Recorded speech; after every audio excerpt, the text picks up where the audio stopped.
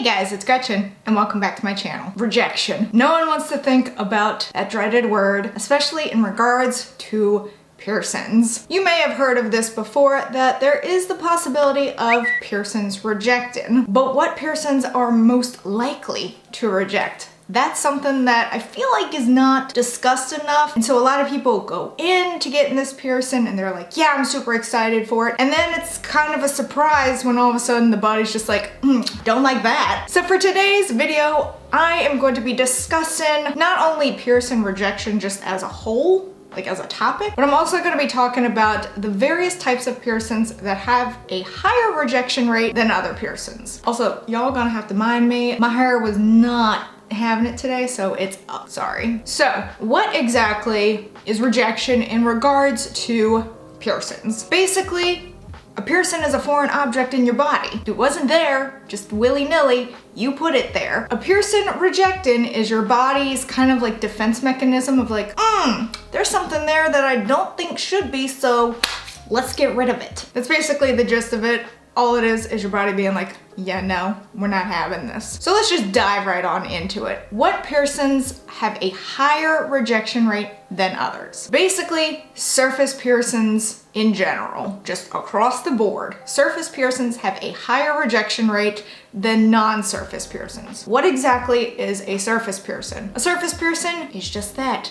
It's just below a layer of skin, unlike non-surface piercings, which just like completely puncture whatever part they're going through. So ear piercings in general are non-surface piercings because they just go right on through. So for example, a surface piercing is a dermal. That just goes beneath a layer of skin and that's all that's holding on to it. Another one that's not really thought of as a surface piercing, because if you think about it, it does have an entrance and an exit, but it's still a surface piercing, is an eyebrow. A lot of times people with eyebrow piercings may notice that it just either never heals or it does begin to reject. Another one is your navel or your belly button. That is technically a surface piercing because it is just going through layers of skin as its exit and its entrance. It's not really going through the entire organ. That would be really painful and I'm pretty sure dangerous if it tried to do that. So these types of piercings have a much higher rejection rate than non-surface piercings. Basically, the closer to the surface level of like your skin a piercing is, the higher chance there is of rejection. Now, that is not to say that rejection is going to be 100% guaranteed. It's just a higher chance of it happening. The reason why rejection is so high for surface piercings is because the body has basically an easier time of forcing that foreign object out. Whereas with ear piercings, you know, it's gone straight on through your ear. Your entire ear is anchoring it down. Whereas something like an eyebrow piercing or even a dermal, all that's kind of holding it down is a layer of skin. Yes, some piercings are done through thicker layers of skin, like an eyebrow piercing, it's usually a pretty good amount of skin. But that being said, there's more to hold an ear piercing in place than there is for, say, an eyebrow. Same with your navel. So if the body has an easier time forcing a piercing out, it's gonna have a higher chance of rejection. Your body doesn't know that you purposefully put that foreign object there. It just sees it as a foreign object, and foreign objects aren't supposed to be there normally. So it's just gonna be like, I'm not sure my person, my capsule wants that, so let's try to get it out.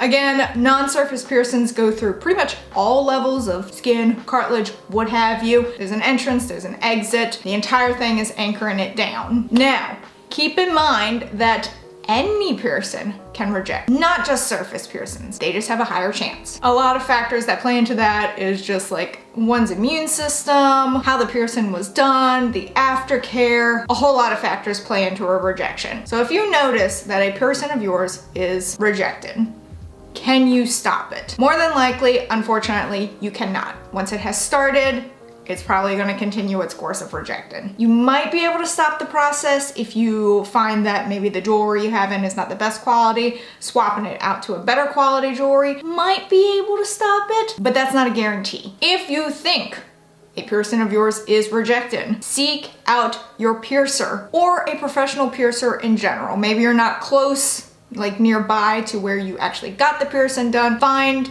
a professional that can help you. So if a rejection has started, it's most likely going to continue on its course.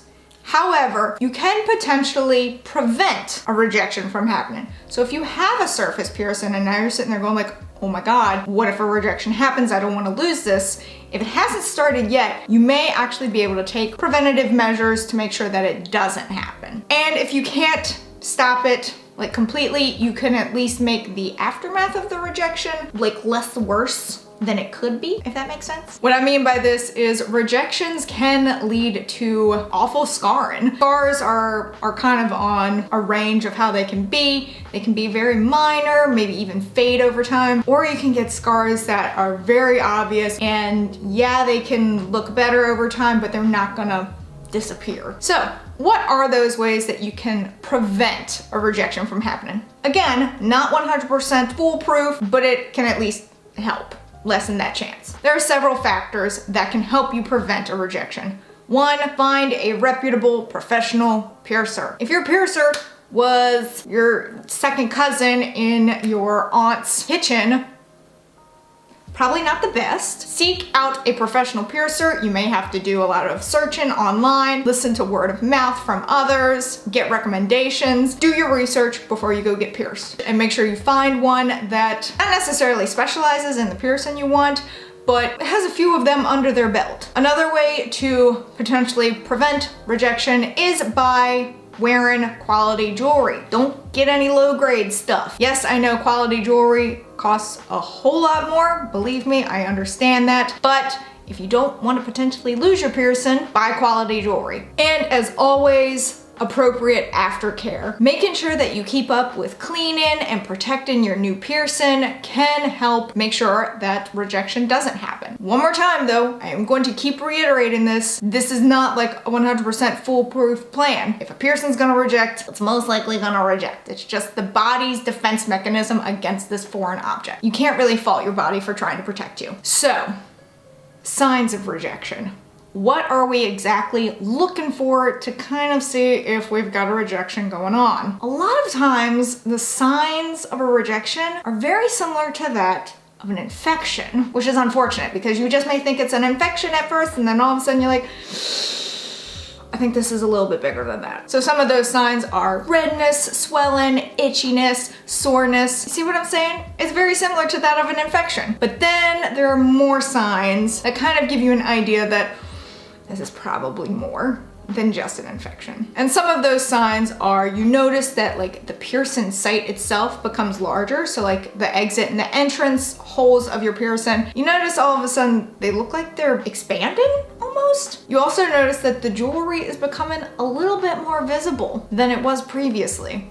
Like you're actually starting to see the jewelry through the skin. It's a pretty big sign. You also start to notice that the jewelry kind of hangs on the piercing a little bit differently, and it also hangs looser in the piercing. So if you got your belly button pierced and it looks all good and everything for the first few weeks, and then all of a sudden you notice that you can move it a little bit more, you can wiggle it a little bit more, it's just like jostling all over the place. You notice that it hangs a little bit differently. Keep in mind, piercings do cause swelling, so it could just do that on its own. But if you start to notice that you're seeing a little bit more of the jewelry than you think you should, it could be a sign of a rejection. No one wants a piercing to reject, especially after you put time and effort and money into a piercing. No one wants to see it reject. However, you can prevent it, potentially, not 100%. You can also keep it from being worse so that if you did eventually want to get it re-pierced, you could. A lot of people are under the assumption that if a piercing rejected before, it's gonna do it again. May not necessarily. I mean, there's a chance that it could, but not necessarily. Maybe there are a few other factors that play into the rejection. Just give it time. But before you get a surface piercing, just realize that they do have that higher rejection rate than that of non-surface piercings. I have a question for viewers. Have you ever dealt with what you believe is a piercing rejection before, or was it ever confirmed that it was a rejection? What piercing was it, and how did it play out for you in the end? Because I'm interested. I used to think that my belly button piercing that I had done rejected. It kind of did, but that was because it was pierced incorrectly. So I hadn't done my research, and so I went to a really unprofessional piercer that just didn't know what they were doing. So that's why my navel piercing ended up rejected. But let me know in the comments below if you have ever dealt with piercing rejection yourself. It's not fun. But that is it for this video. If you enjoyed it, please give it a big ol' thumbs up. Go down there and hit that subscribe button, wherever it may be, because I don't know. Even though I do, this is just my shtick now. Also hit that notification bell in case you want to know when I upload, and in case YouTube wants to let you know when I upload, because I would really appreciate it. And until next time, bye guys!